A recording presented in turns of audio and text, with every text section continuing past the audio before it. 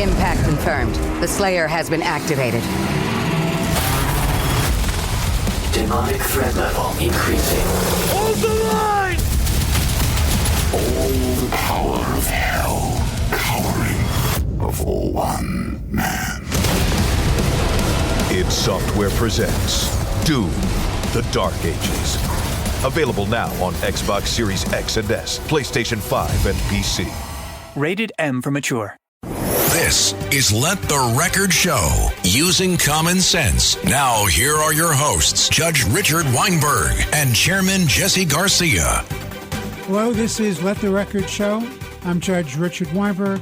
With me is my co-host, my good friend, esteemed colleague, Jesse Garcia. Jesse is the vice chair of the state Republican Party and a county chair of the Suffolk County Republican Party. We're very fortunate indeed to have a very special guest in the studio with us, Ari Ackerman. Ari is a great entrepreneur, businessman, very engaged in charities, an expert on the Middle East, foreign policy, anti-terrorism, anti-Semitism, and for people who are sports fans, one of the owners of Miami Marlins. Welcome to the show, Ari. Thank you so much. Pleasure being here, and I love that introduction. That's very kind. You can tape it. I'll give it to you. So, I want to begin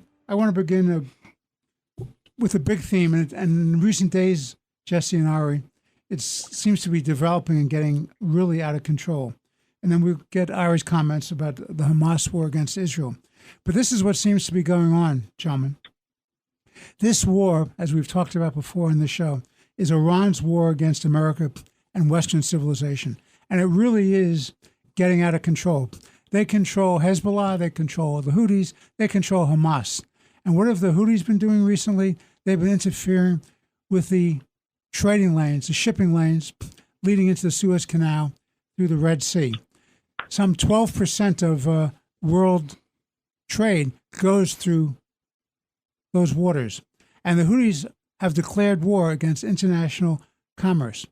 So in some very tepid, I must say, gentlemen, some very tepid response and giving advance notice to the Houthis, the Obama administration said, we're going to be shooting at you, but you guys should move out of the way. Seems to me, Jesse and Ari, that's no way to fight a war. They've declared war against Western civilization. They're actual functionaries for Iran. I think the war has to be taken to Iran because they've declared war on us. So I want to begin by getting Ari's thoughts on that concept. Then I want to talk about more specifically Hamas. What are your thoughts about this war being launched by Iran against the United States, Western Europe, and indeed Western civilization? Well, that started me off with a very simple question. I appreciate that. This is no secret as to what's taking place right now. Iran wants to take over the world. I mean, we see that. We see that in what they're doing with, you say, is Hamas is a proxy of Iran, and they've started this war. And I think even Israel and a lot of us here in the United States were surprised, frankly, at how organized they were and how thoughtful they were in terms of starting this war and the way it's been calculated for 15 plus years, the tunnels that they're discovering in Hamas that have been built all with Iranian money. You talked about the Houthis. They are just a pure proxy of Iran. And the fact that just today, the Biden administration relisted them as a terrorist organization just today. And by the way, they didn't even list them in the same way they've been listed before. There are certain exceptions to... Plus they gave them 30 days notice. 30 days. Well, that's separate, 30 days notice in terms of the shipping and stuff like that. But in terms of listing them as a terrorist organization, that was taken down and now it's being reinstated, but not as harshly. I mean, what are we doing? What are we waiting for in terms of going after the people need to be go after here? I don't understand what's the hesitation to start with. How's that for my first response there? And Jesse, what do you think about reinstating the Houthis on a terrorist list? We're giving them this 30-day notice before things are going to be implemented. And what do you think about the fact when they did respond militarily, it's the same old thing like Clinton bombing empty tents. What are your thoughts, Jess? Well, number one, Ari, thank you so much for being with us and giving us your special perspective and insight onto this issue. I don't understand why they were taken off the list to begin with. and then to just suddenly be placed back on the list and in a modified way. Unfortunately, as you pointed out, and we've discussed on this radio show week after week, Iran's march through domination of the Middle East and become an active and important member of a new axis of evil is as a result of, and this is my personal opinion, of the vacuum of leadership that the United States has right now globally, but let's be specifically here in the Middle East. These issues, groups like this should not have been taken off terrorist lists. It seems that this is like the third term. We've talked about this being the Biden administration, being a third term of the Obama administration.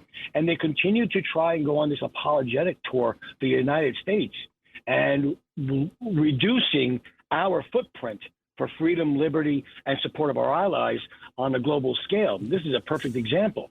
When you have Blinken out and about, saying things that lecturing Israel on how they should wage their war to protect their citizens, that's preposterous. No one was lecturing the United States in how we were going to defend ourselves after the attacks of 9/11. What this country needs to do, what this administration needs to do, is give a full-throated, unabashed support for Israel, give them the aid package that they need. And what we need to do is engage, as you both have pointed out. Iran is at war with Western society. They are at war with the United States. They are using proxies to attack our servicemen with impunity. It is time that we now set our sights strategically and forcefully in that region and reestablish the American presence there and the support of our dear ally, Israel. Yeah, and I think that's a brilliant comment. And as you say, Israel is being attacked right now, but Israel is the first line of defense in Western civilization. Yes, it is. I mean, you go after Israel first, and, that's just the next step is Europe and then the United States. I mean, this is world domination is what Iran wants. I mean, there's no secret here as to what's taking place. So, as you say, we need to give our most trusted ally, the biggest partner we have in the Middle East, the only partner potentially as of right now, the tools they need to fight this war. Because if Israel loses this war, Western civilization is in trouble. So Israel is basically fighting for all of us right now. And the United States government needs to realize this. And thank God we do have some allies in Congress who do realize this, who have been very supportive of Israel and hopefully will continue to be. What concerned me is I was reading recent articles in Wall Street Journal, National Review, Gatestone, other places. They now have discovered, in essence, that underground tunnels that they've had is throughout all of Gaza. It's hundreds and hundreds of miles worth of tunnels, thousands of entrances and exits. Fundamentally, they totally militarized all of Gaza. They made Gaza a terrorist encampment. And they did this with the hospitals, the schools, the United Nations, international so-called aid organizations, all knowing that hospitals and schools and homes were being used. So when you talk about the innocent Palestinians, nobody wants to have innocent people hurt. But the fact is, they were collaborators in this effort. They knew exactly what was going on, and they allowed it to happen. There was no resistance to Hamas militarization of this. As we all know, they got all this money from Iran and other places in the Middle East who support terror. And instead of taking care of better medical facilities, educational facilities, job opportunities, cultural opportunities, they made a war machine out of Gaza. And when a group like Hamas announces in advance that this is just the first wave and they'll be back and they'll be back and they'll be back, I think you should take them at their word. Jesse, what say you? We have to take them at their word because their plans have been in place, as you pointed out. They have turned the Gaza into a terrorist haven and a network of a military network. We cannot fight wars. And if anything that has taught us since 9/11 is that the days of fighting wars conventionally are not going to take place. We need to adapt as a nation, both militarily, diplomatically, and through economic force.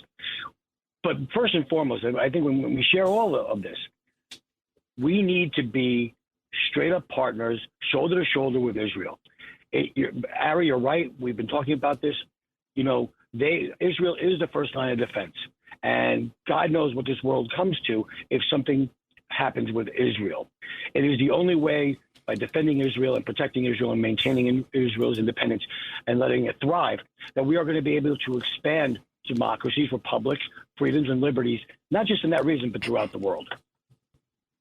Your thoughts, Harry? Yeah, I mean, so the tunnels were described very in very much in great detail in the New York Times today. So this wasn't like a radical, right-wing publication. The New York Times described what the tunnels were like, and they were double what the Israeli intelligence, double the amount of tunnels, double the level of sophistication in those tunnels. In fact, there were two different types of tunnels. There were tunnels for the advanced, people in the military for Hamas, and then the more lay people had different types of tunnels, like nicer and versus not as nice, which I found completely insane. And so they really weren't aware, as I said earlier initially, of the sophistication and the thoughtfulness that Hamas had put into building all these things. And Jesse, you said it exactly right. What would happen to our civilization? Well, I can tell you that I was one of the people that was invited by the United Nations to witness the 45 minutes of the raw footage of what took place on October 7th. And I can tell you, I saw exactly what would happen if Hamas was able, and the Iran proxies, but Hamas who did this, were able to infiltrate Western civilization. And the atrocities are worse than you can possibly imagine. I left that screening, my heart couldn't take it. There was an Israeli reporter who happened to have filmed me walking out, and it's on my Instagram. If anybody wants to see it, ARIACKER, of my face and my body language witnessing what took place, the atrocities that Hamas did on October 7th when they were able to infiltrate Israel. Exactly what would take place in this country or in Europe if they were given any sort of power or autonomy or ability to wreak havoc all over society. So, we know what will happen, and it's devastating. Well, I want to switch gears a little bit, and I'll tell you what troubles me. And this is, and Jesse and I have talked about this before, as well as with our friend Eric Levine, who's also been on the show. And Alan Dershowitz and I have talked about this on Katz and Cosby as well. These are the problems I see in terms of the narrative. First of all, there's a false narrative of moral equivalency between Israel and Hamas. The second issue is proportionality, that whatever Israel does, it has to be proportional to what happened to the victims of the Hamas terrorism. And then third, that somehow Israel is committing genocide against innocent Palestinians. Now, we're going to have to talk about this in more detail when we go into the second portion of the show. But let me just give you my thoughts, and then we'll bring you gentlemen in the second part. There is no such thing as moral equivalency. When you're attacked in the middle of the night and there's terrorism against civilians, and this is not an active war against military, but against terrorism, a terrorist attack against civilians, where they want to cause as much havoc, destruction, and torture as possible. They tortured these people. They cut them up in pieces. They gang raped women. So don't talk to me about moral equivalency. What Israel was doing is a war, an existential war for its own self-defense. That's my first point. Proportionality, when you fight a war that's been launched against you, you have to do what's necessary to protect yourself. And when these people embed themselves in the population and they're supported by the population, what's the proportionality? What was the proportionality when the Allies hit Dresden? What was the proportionality when we hit Hiroshima and Nagasaki? There's no such thing as proportionality. You only have to win, especially as we've pointed out before. They keep saying to us they'll come back and back and back. And the last thing about Israeli genocide against innocent Palestinians. The intent of Israel is to take out Hamas, not to hurt the innocents. But the very fact that Hamas uses their own people as human shields, and they hide in this tunnel network that Ari and Jesse have talked about, safe away, whereas the innocent Palestinians, whatever number they are forced to stay in their homes, in the hospitals, in the schools, then this is a real problem, because everything is embedded with a military and terroristic operation. You cannot say that there's intent to hurt innocents. They did everything possible. Who else? What other army tells people in advance to evacuate and tells them where to go? So we have to take a break now. This is Let the Record Show with Chairman Jesse Garcia of the Republican Party. I'm Judge Richard Weinberg. With us is our very special guest, Ari Ackerman, distinguished businessman, entrepreneur, baseball team owner, philanthropist, expert on the Middle East and foreign policy. We'll be back in a moment for the second segment of Let the Record Show. Please stay with us. This episode is brought to you by Factor. Optimize your nutrition this year with Factor, America's #1 ready-to-eat meal service. Factor's fresh, never-frozen meals are dietitian approved, ready to eat in just 2 minutes. Choose from 40 weekly options across 8 dietary preferences like Calorie Smart, Protein Plus, and Keto. Eat smarter at factormeals.com/listen50 and use code listen50 for 50% off plus free shipping on your first box. Factormeals.com/listen50. Code listen50. Terms and conditions apply. Hey besties, listen up. I have a secret to tell you. LinkedIn now has improved the job search experience for nurses. Search by your specialty, the shifts you want to work, and the salary that you want to make. With so many employers hiring on LinkedIn, finding the perfect job is even more simplified. So don't spend months searching. Go to linkedin.com/nurses and find out why in the past year, more than 1.5 million nurses have used LinkedIn to search for their next role. That's linkedin.com/nurses. This episode is brought to you by Hulu, presenting Paradise. Paradise is Hulu's critically acclaimed addictive drama series, starring Sterling K. Brown, Julianne Nicholson, and James Marsden. The Daily Beast calls Paradise your next TV obsession, and the New York Times says it's exhilarating in all the right ways. Paradise is for your Emmy consideration in all categories, including Outstanding Drama Series. For more information, visit fyc.hulu.com. Missing out on family time because of all the noise? Enjoy the moment without straining to keep up with the conversation. Wow, what a beautiful sunset. Discover Nuance Audio, the new invisible hearing solution that's built into your glasses. Discreet, comfortable, and easy to use.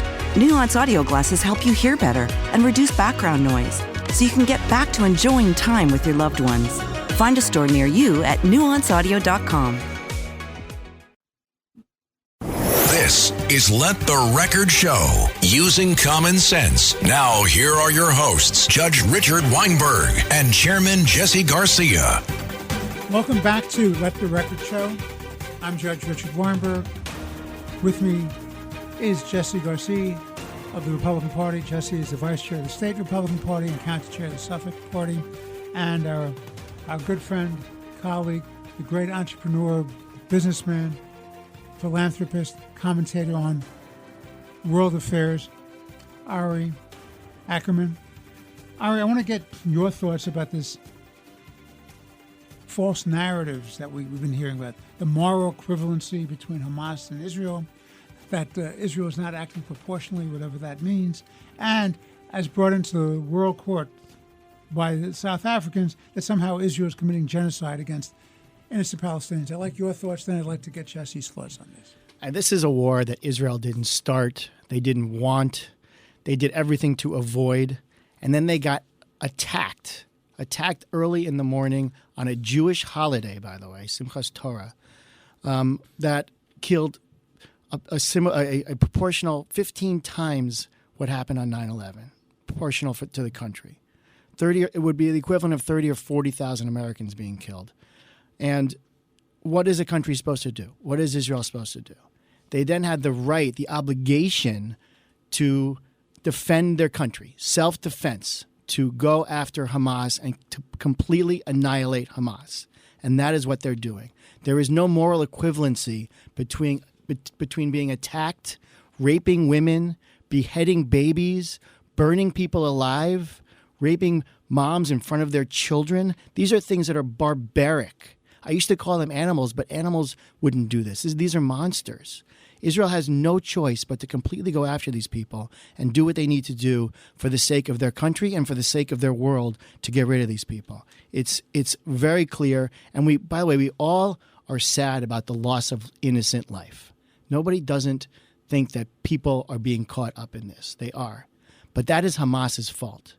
as you just described so perfectly, Richard, they embed themselves in churches and in mosques, in schools, and in hospitals, in places that they used to know Israel would never attack. But now Israel has no choice but to go after these locations because they are militarized locations that Hamas has done. And now the second part of your question, that South Africa, you can't make this up, South Africa is saying that Israel is committing a genocide is so outrageous that even Germany, who understands the word genocide, has come to Israel's defense in the International Court of Law. I mean, you really, if you wrote this script out before it happened, you wouldn't believe that South Africa is accusing Israel of this, and Germany has come to Israel's defense. And thank God for Germany for doing this, by the way, and we appreciate them doing this. But the fact that this has been brought up in the court systems is so outrageous, you know. And by the way, if Israel wanted to commit a genocide, they would have done so on October 8th, and they would have done it very easily. But instead, Israel is committing their soldiers to going into fighting a ground war, has lost hundreds of soldiers already, and not to mention the hundreds that have been wounded. Our sons and our daughters of Israel are being killed and being injured because they do not want to commit a genocide, and they are being sensitive to the Palestinian population. Jesse. I think Ari pointed it out perfectly. Israel, upon its attack, a surprise attack upon its children, its brothers and sisters, could have acted with impunity and taken the next steps of what could be a genocide with its military. Instead, they put the lives of their brothers and sisters on the ground to systematically engage in a ground war against these aggressors, to fight this war. If there's anybody, if there's a people in this world that knows about genocide and the effects of genocide and coming to face with genocide, it's the people of Israel. And it's important to also point out that in that world court, it wasn't Israel that had to come kicking and screaming. It wasn't Israel that was trying to back out of it. They enthusiastically wanted to bring their case because they have the case of right and just of what transpired on October 7th, as was pointed out on one of their holidays, as it moved forward through this process. They defended their actions proudly because they were under attack. And again, who is going to tell anyone how to defend their borders, how to defend their people after they were attacked in a surprise terrorist attack as Israel was, as the United States was in 9/11. I think that the narrative that's being spread now are for those who are, and it's interesting. It's both political, economic, and it's an interesting dynamic. Now we hear about this, the ideology and the narratives coming forward now being engaged in presidential elections, not on policy. We're not even discussing the policy of what we should, or debate the policy of what forces should be supported. The Democrats are losing the youth group, or this young people. That's what's wrong with this. They're politicizing an issue of paramount national security importance for both Israel and, of course, the United States. Well, what troubles me about what South Africa's done, where was South Africa's outrage when Russia is committing its genocide against the Ukrainian people? Because that's what they're doing. Where is their outrage when the Red Chinese going after the Uyghurs? Okay, a Muslim population, by the way. No outrage there. So the selective self-righteousness of the South Africans is absolutely despicable. I want to shift gears, gentlemen. I'll tell you what troubles me enormously about what's happened. It's the bizarro world. It's an inversion of the natural order. Who is the victim here? The victim was the state of Israel. Who were the aggressors? Who were the adventurers? Who were the terrorists? It was Hamas and the Islamic Jihad and Hezbollah and the Houthis. Those are the people who are the terrorists. Why is Israel on defensive at all? And what brings to mind to me, and I see this in the United States all over, and I see it throughout the world all over, you have the ugly head of worldwide anti-Semitism again. And as I've said to Ari before we were on the show, I'm deeply troubled about this? Because I see the days, and Jesse, you and I have talked about this, I see the days of the 1930s in Germany rising up again. Ari, what do you think? Yeah, I mean, I wasn't alive in the 1930s, but it sure seems very similar right now. You know, you walk on the streets, you know, and I have a son and a daughter, and, you know, I feel scared for them. I feel scared that this world is turning against Jews, and that there was this, as you described, anti-Semitism just beneath the surface that has come out strongly, and people wear it on their sleeve as a proud label that they're anti-Zionists, which to me is just a cover really for anti-Semitism. And it's not really even a cover anymore. To me, it's the exact same thing. It's in a way they're able to say in a nicer way that they're anti-Semitic, that they're against Israel. They're against what they call the white colonialists of Israel. By the way, Israel is mostly non-white. There's a lot of mostly Jews who live there come from other descents than white Ashkenazi background. And the fact that Jews can't be victims, to me, is just mind-boggling. The Jewish state and Jews are victims here, yet the card is being played that Jews can't possibly be victims because they're white nationalists, you know, doing apartheid in Israel, and they're colonial. All these words that are being used that really don't apply to this situation just because it's excuses for the anti-Semitism that a lot of people are feeling right now. Jesse, you're a leader in the political world. What's your sense of this resurgence of overt anti-Semitism? This is not country club anti-Semitism. This isn't a little bit about job discrimination or quotas to allow Jews into Ivy League schools. This is really, you know, from the river to the sea, which means the extermination of the state of Israel and the Jewish people. What are your thoughts, Jesse? I think this is part of the indoctrination of young people, first in academia and colleges, universities, and now even seeping down into our high schools. We've discussed this on the show on a number of occasions. When you have presidents of college that remain silent when there's anti-Semitism going on, that's a signal. That's a dog whistle for it to be fostered. And there are bad actors in our country that help foster these things. They're equivalent like Antifa during the riots of 2020. They were there. They were aggressors. They were people who were trying to inflame the situations. There are those in our on our campuses and our universities doing the same thing. There are those in some of our community groups that are doing that. They're rabble-rousers that are trying to turn the sentiment against Israel, and they're using very inflammatory remarks. The problem is that we have a segment of our political community that is almost embracing and allowing that. And if you stay silent and you allow it to happen, you're actually embracing it, in my view. You have Democrats, you have Bernie Sanders, you have the left wing of the progressive left wing of the Democratic Party that is basically saying that's free speech and let it happen. And no consequences should occur to the universities or businesses that allow this to happen. What I am hopeful for, and I've been happy to see, is that the people who benefit these organizations are putting up a hand that says stop. This is wrong, and they're taking their own consequences on these organizations and making them rethink their issues and their policies and their approach, through economically. And that's a power that we need to use as well. But I will tell you, social media is a problem here. It allows rabble-rousers to get into these groups on both sides, the far right and the far left. We're talking about this right here. But at least on the far right, when we have people who denounce these issues, we're not having that right now on the left. Now when you have Bernie Sanders and other people saying, that's the reason why Biden is losing votes. He's got to change his policy on Hamas. That's crap. That's crap. And that just doesn't demonstrate leadership. That demonstrates stupidity on the part of our American politician. Moral bankruptcy. Ira, your thoughts? Moral bankruptcy, exactly.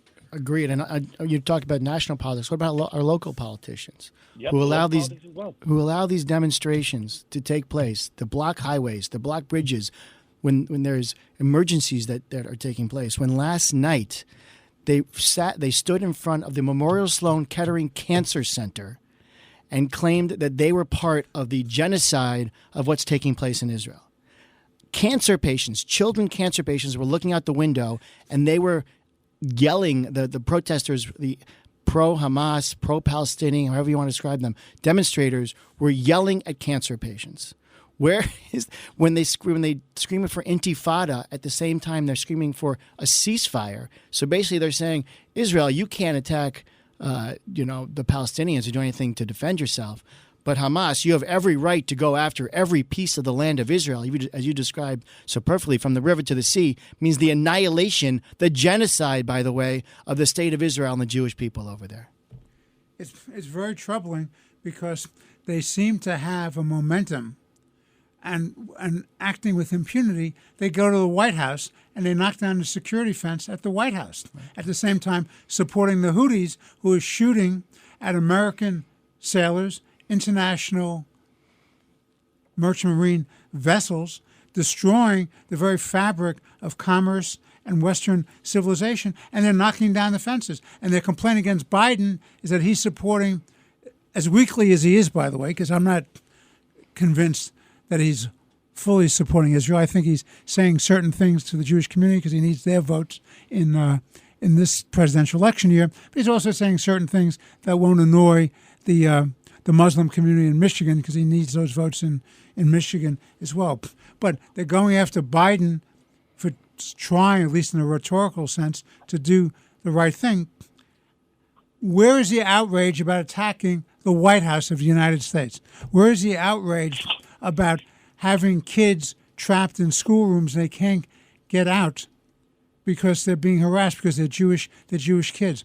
They're afraid to go on campus. Where is the outrage when you have 3 campus presidents mouthing platitudes about free speech when what you're talking about is you're talking about domestic terrorism and threats of violence and denial of the civil rights of these kids going to school? And that's why I'm so proud of Bill Ackman, who's leading the charge first against the president of Harvard and the other universities, as well as against the board, to fight this thing out. This has to be stopped. The universities are co-conspirators in this mindless Orwellian nightmare of the inversion of moral righteousness. What say you, Ari? God bless Bill Ackman. I agree with you. What he's done is taken this university situation on so perfectly and so brilliantly. When those 3 university presidents stood in front of those congressional members and they said that the call for genocide of the Jewish people has to be put in context, whether it's a negative thing against their Jewish students. You want to throw things against the wall when you hear people saying that. Like, how is that possible? You replace the word Jew with any other minority group, and of course they'd be like, oh, yes, we denounce that to the fullest extent of what we possibly can. But when it's the Jewish students who are being threatened with the annihilation of their people and their homeland, not a word. It needs to be put in context. So thank you, Bill Ackman, for standing up for our people and doing what you're doing. Last thought, Jesse, before we conclude this segment of our show. I'm sorry, I can only echo what both of you have said in the statement we discussed. Thankfully, we called those, leaders called out those presidents, called them out for being silent, called them out for being not in line with the American values and humanitarian values. They called out the truth. And I think that's what's important. We need to be more truthful. We need to be more direct. And that's the last thing that Biden is being. We'll take a break now. This is Let the Record Show with Chairman Jesse Garcia of the Republican Party, our special guest, Ari Ackerman, noted philanthropist, entrepreneur, businessman, one of the owners of the Miami Marlins. He's promised free tickets to anybody who goes down to Miami to watch the game. So that includes you, Jesse, even though you're a Yankee fan. And we're a playoff team this year. That's right. So, yeah. Let the record show. Let the record show. Let the record show that you are. Yes, you are. We'll take a break and we'll be back in a few moments with the third segment of Let the Record Show. Thank you. This episode is brought to you by Principles.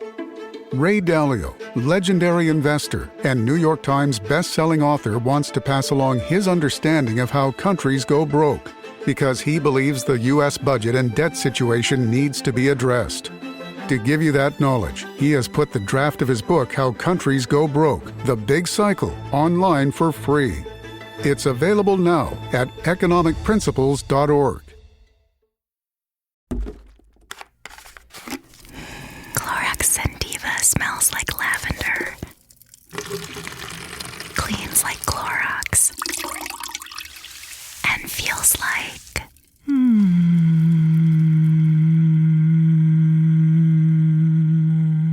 All right, that could go on for a while. Experience the long-lasting freshness of Clorox Scentiva. Available in Clorox Scentiva Lavender Scented Bleach. Use as directed. Home means something different to everyone. But with Rocket Mortgage, home can mean even more. It can mean a college education, taming your high-interest debt, even a renovation. We've made it easier than ever to use your home equity. That home you worked so hard for, now it can work hard for you. Call 800-4ROCKET or visit rocket.com to find out more. Rocket Mortgage, LLC, licensed in all 50 states. NMLSconsumeraccess.org, number 3030. Are we still on the trail? Is this pack getting heavier? More switchbacks? Why am I doing this? At REI Co-op, we believe there are places within ourselves. Just a little further. You got this. That we find only outside. Wow. Look at the stars. This is incredible. We have the gear, inspiration, and advice to help you get there. REI Co-op. Visit rei.com.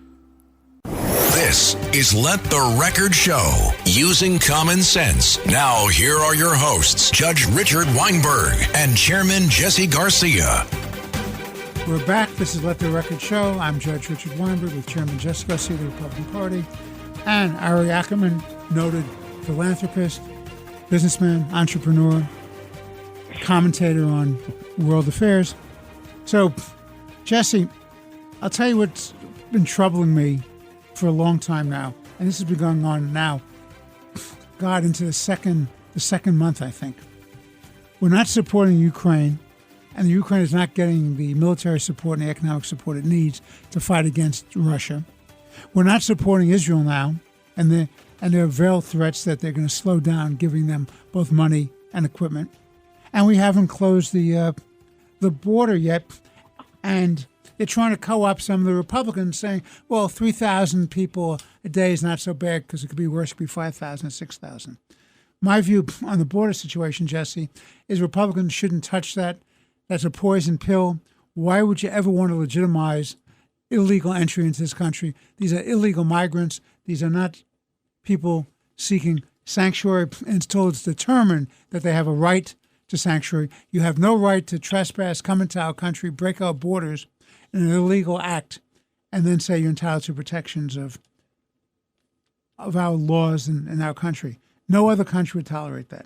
So first, Jesse, I want to ask your thoughts on the Ukraine. Why won't Biden act?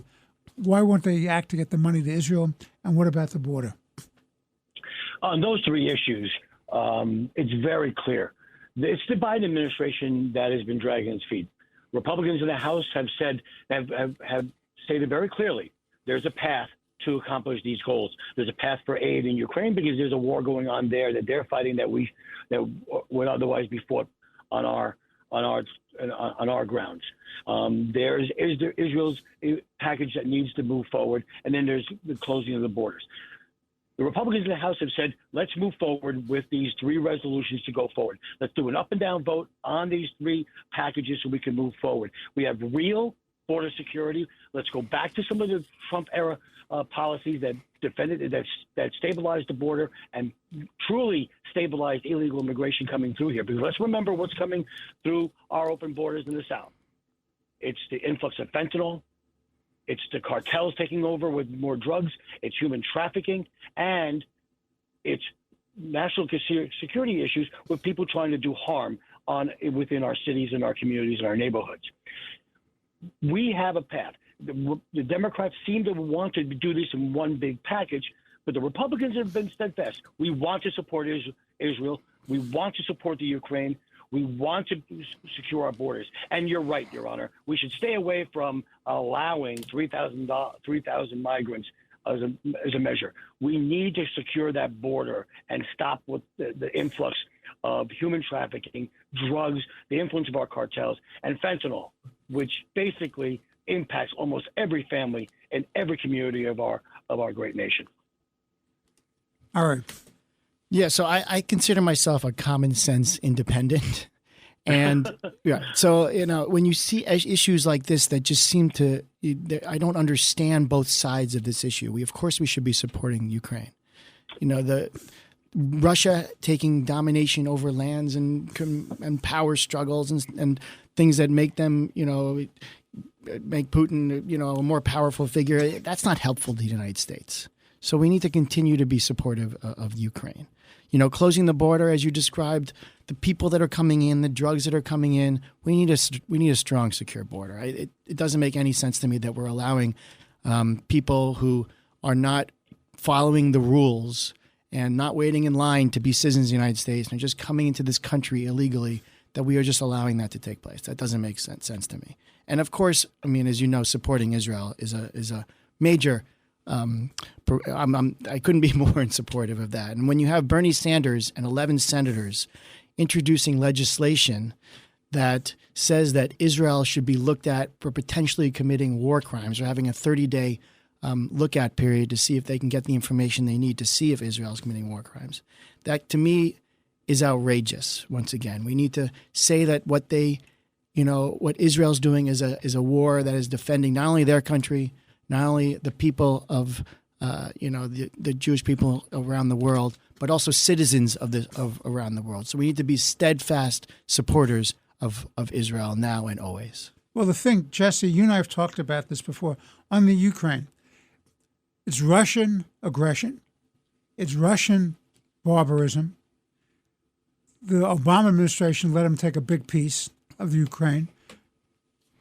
Biden said a small incursion is no big deal, and Biden was taken at his word by Putin, so they moved in, and it's not such a small incursion anymore. They've been fighting, losing tens and thousands of, and maybe hundreds of thousands of the people. You have an immigration crisis across Europe. And why does anyone believe, number one, that if Putin gets away with this Ukraine, he won't make a move against Poland and the Baltic states? And why, as you've correctly pointed out in the past, Jesse, why do we believe that China is not watching this, seeing how we respond, undermining a democratic elected country against an invasion, and they're saying, well, U.S. isn't doing anything, Western Europe isn't doing anything, what's the big deal? We'll go and we'll take over Taiwan. Jesse, your thoughts? You're absolutely right, and that's one I've always said. And that's if they're in all these hotspots throughout the world, the only entity that benefits is China. They are watching, they are probing, and they are getting involved strategically for their own benefit. They are gauging the responses of American allies in Europe, and all the like to see what would happen. And I have to tell you, I think we're failing in that regard. I think we were slow, and we've discussed this. We were slow to support Ukraine, and I understand that there's a segment of the population that says, Ukraine's not this bastion of utopia and integrity. There's a lot of corruption that goes on in Ukraine. I mean, Biden threatening a district attorney or a prosecutor there and threatening aid is a perfect example of that. That's why I do believe when it comes to Ukraine, we need to have an accounting of how those monies are being spent. U.S. aid, too much of it gets siphoned off for bad actors, for personal gain and personal prosperity, as opposed to going to where it needs to go. I don't see that to be the same case with Israel. So I do think that we, as a nation, we need to lead from the front as opposed to from behind or the side. We need to take the bold steps with our allies to demonstrate that we were going to be there. You say what you will about Donald Trump, you never doubted where he stood diplomatically, from a military point of view, economically, when it came to engaging these nations, whether it be Russia, Ukraine, China, the Middle East, and Iran. It never was equivocated. There was a specific task, a specific goal, and he set it forth in his time in his office. That has not been the case here. There's too much ambiguity. There's too much double dealing. There's too much double talk. Actually, that's the word we should say. So I believe that it's going to take a very specific and pronounced and tip of the spear type of approach of leadership for us to regain that presence. Ari. Yeah, you said it so great, Jesse. And like China's watching, Iran is watching also. Yes, Iran is watching. And so they're seeing how strong a reaction we're going to take with Hamas, and if we're going to stand by Israel if Hezbollah decides to do anything, and how much we're going to attack back when the Houthis are firing at ships, in the sea. It's so we have to show our strength, as you said. We have to make sure that people know that when we say something, we mean it, and we need to be a strong America like we have been in the past. And are we there right now? It's questionable. And that's a very scary proposition for the world right now if America doesn't do what it says and shows the strength that it needs to show. And, it starts with Israel, as we keep coming back to. It starts with making sure Israel has the support and the military power that they need to fight the battle and to fight Iran, to show that Iran, who's watching, as you said, and China, who's watching, that America means what it says. The problem is you're dealing with people who only understand power. And when you act weakly, they look at you and they say, you have no commitment, you have no strength, you have no will, and we'll keep pushing and pushing and pushing. And that's how, gentlemen, unfortunately, instead of containing aggression, you inspire aggression. You'll have a bigger war, a more costly war. It may be indeed a world war. And you have a very interesting phenomenon that's going on. I'll conclude this segment by saying this. You have the resurrection of ISIS. No good people, they. And ISIS is now fighting with Iran. They allegedly blew up this commemoration of the death of one of the terrorist leaders of Iran, and scads of people were injured and killed.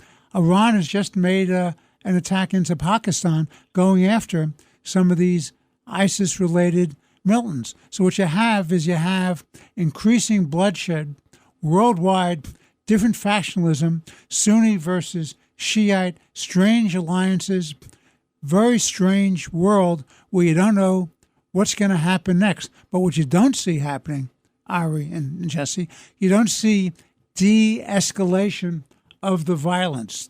You don't see people coming to their senses and saying enough is enough. All Hamas has to do is say, it's over, we're stopping, we're surrendering our leaders who started this war. All Putin has to do is say, enough is enough, I'm withdrawing my troops, and I'm not attacking the Ukraine. All Biden has to do is saying, I'm going to close my border, and I'm not going to let these people in until they go through regular order, and they put in real claims for immigrant status and not breaking our laws. This is Let the Record Show with Ari Ackerman, noted commentator, businessman, philanthropist, Chairman Jesse Garcia of the Republican Party. I'm Judge Richard Weinberg. Please stay with us. We'll be back in a few moments with our fourth and final segment of this week's Let the Record Show. This episode is brought to you by Amazon Business. How can you free up your team from time-consuming office tasks? Amazon Business empowers leaders to not only streamline purchasing, but better support their teams so they can focus on strategy and growth. Free up your teams and focus on your future. Learn more about the technology, insights, and support available at amazonbusiness.com. I already love same-day delivery with Shipt, but it's so much better since I signed up for Target's Circle 360. Why? Because I no longer pay price markups from the majority of stores through Shipt. Only a handful of alcohol retailers and items don't count. That means no markups on groceries, pet food, even home goods and makeup. So to recap, I have more time to catch up on life while someone shops for me, and I spend less. It's a win-win. Order now at shipt.com/360. Terms apply. Morning decisions. A creamy mocha frappuccino drink? A sweet vanilla? Maybe a smooth caramel or that white chocolate mocha. Whichever you choose, delicious coffee awaits. Start your day with bottled Starbucks Frappuccino drinks. Pick up a bottle near you wherever you buy your groceries. The rural way of life is about making everyone feel at home. Tractor Supply chose advanced 5G solutions from T-Mobile for Business to transform intelligent customer service. Together, we put the power of AI to work across 2,200 stores, keeping things running seamlessly inside, curbside, and countryside. This is elevated customer experience. This is Tractor Supply with T-Mobile for Business. Take your business further at T-Mobile.com/now. This is Let the Record Show, using common sense. Now, here are your hosts, Judge Richard Weinberg and Chairman Jesse Garcia. All right, this is Let the Record Show. We're back with Chairman Jesse Garcia of the Republican Party, my good friend Ari Ackerman, noted philanthropist, businessman, entrepreneur, commentator on foreign affairs and politics, and I'm Judge Richard Weinberg. So, gentlemen, we just had the Iowa caucuses, and it's very interesting because Trump really trumped everybody in that scenario. He got somewhere between 51 and 53% of the vote against Haley and DeSantis, and I think he came out very, very strong. Let me just share a couple of thoughts, and then we're coming up on Tuesday to New Hampshire, which will be the first primary of this presidential season. Let me share two thoughts with you, gentlemen. I'll get your comments. Number one, there seems to be an inevitability that Trump will win the nomination. Now, based on, and that people are really outraged and they're sick to death about what's going on in this country, and they want to turn this country around. And the left wing that took over the Democratic Party has been irresponsible and dangerous for the survival of this country, both domestically and internationally. So you have that. And polling seems to support that. On the other hand, there's another theory going out there, which is posited by our good friend Andy McCarthy, the former assistant U.S. attorney who prosecuted the first blind sheep case, the first terror bombing of the World Trade Center. He's now a commentator for the New York Post and the National Review, and we often have him on the Katz and Cosby show. He believes that the Democrats have played the Republicans for suckers, that the Democrats want to run against Trump because they believe that the only person that Biden can beat is Donald Trump, and it's a suckers game. So I share those thoughts with you. I'm not saying I'm the least political person on this conversation, which is not true. I may be the second least. But Jesse, I want to start with you. What are your thoughts about Iowa going to New Hampshire and this view that somehow there's a sucker's game, that the Republicans have been led down a primrose path? Sure. I do believe it's inevitable that it will come down to Biden-Trump once again. And let's just take Iowa for a moment. The turnout was down as a result of the weather from 2016, and we're comparing to 2016 because that's the last time we had a contested presidential primary on the Republican side. But I think if you look at the, you look at the politics of it, the operational, the professional politics of it, what it demonstrates, the difference between Trump in 2024 and Trump in 2016, and to some extent to Trump in 2020, is the organizational strength that the Trump campaign has amassed and has established. That's what almost swept all 99 counties, except for one vote. He would have swept all 99 counties in Iowa. I think that is indicative of the operation that Trump has in all of these states. That's why he's leading in New Hampshire and he's leading in South Carolina, which is Nikki Haley's home state. Now, listen, I'm a fan of all three of our candidates. I believe that one represents the present of the party. Two others represent the future of this party, and they're very strong in their own right. But what I think we're going to see is that when it comes down to New Hampshire, depending on the polling, it's a little bit different because in Iowa it's an all Republican and it's more evangelical and such.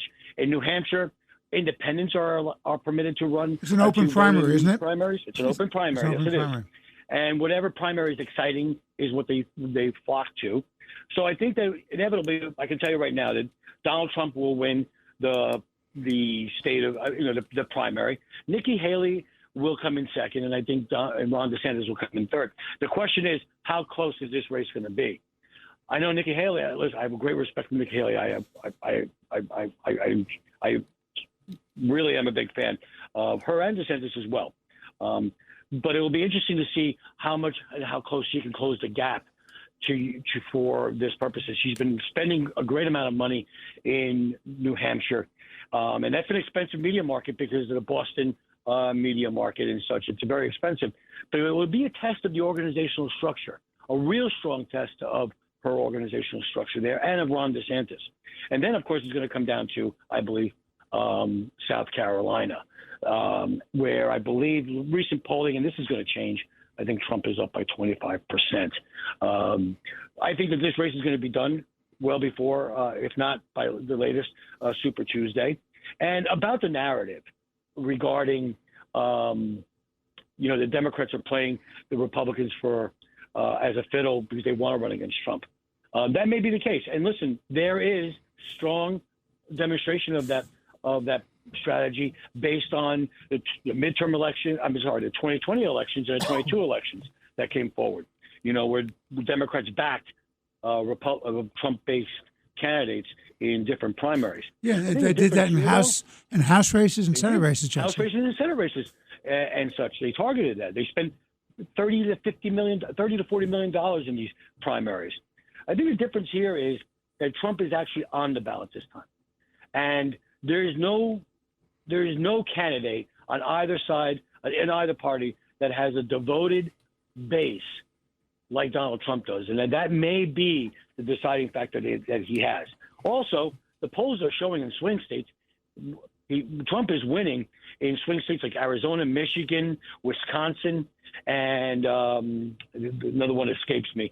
Pennsylvania's flipped a little bit. It's almost tied right now. But what we're seeing is now, and I believe the Real Clear Politics polls have Trump actually leading by 6 in Michigan. So you see that there's, if this is a plan on their part, it may have worked when you have proxy candidates for Trump for House and Senate. I don't think it's going to work again when you have the actual deal on the ballot. So it'll be interesting to see what momentum comes out of Iowa this past week into New Hampshire and see where that all leads. But right now, if I see it, it's going to be Trump's going to win that primary. It's just a matter of how much he's going to win that primary. If he wins it by anything more or close to double digits, this race is certainly going to be over. And depending on the race between DeSantis and Nikki Haley, it'll determine whether or not we go into South Carolina as a two-person race, Trump and Haley.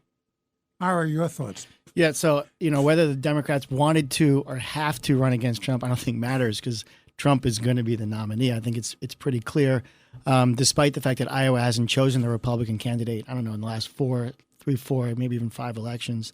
I think this time his overwhelming majority win in Iowa makes it pretty clear, as you described, Jesse, too, his organizational skills in Iowa, which I'm sure translate to other states. And he was very smart about different states like Nevada, how the voting process is going to take place. And, so he's extremely well organized. His team is, really knows what they're doing, I guess, running for as many times as he has.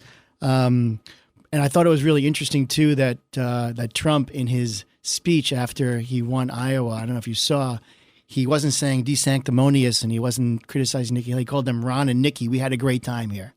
And, so it's a complete change of focus in the way he handles things, I think, is pretty indicative of his knowledge that he's going to be the nominee and he's trying to unite the party in some way that he can, or at least a little out of character maybe for him. Maybe it's his new character. I don't know. We'll see, although I kind of doubt it. I personally like that he did that. But, we'll see what he does going forward. And in terms of New Hampshire, Nikki Haley, unless she comes really close second or first, personally, I think she drops out of the race because why would she want to be embarrassed in her home state of South Carolina, losing as badly as she does, as badly as she would based on polling right now. So this could be over as soon as New Hampshire, as far as I see it. Well, I have to add final thoughts. Jesse, I want to thank you for being co-host once again. Ari, I want to thank you for being our special guest. This has been Let the Record Show with Judge Richard Weinberg, Chairman Jesse Garcia, Republican Party, and Ari Ackerman, noted philanthropist, businessman, entrepreneur, commentator. The one thing we have to say about what's going on in the world is we're suffering through the great Chinese curse, which is we are living in interesting times. I'll qualify that by saying we're living in very dangerous times. Never in my lifetime have I seen more dangerous times. We need strong, effective leadership to protect this great country, both domestically and internationally. And I hope and pray that after this electoral process in the year 2024, we come back to our sentences and we start governing properly to protect this great country. This has been Let the Record Show. I want to thank both you gentlemen very, very much, and we look forward to being with you again next week.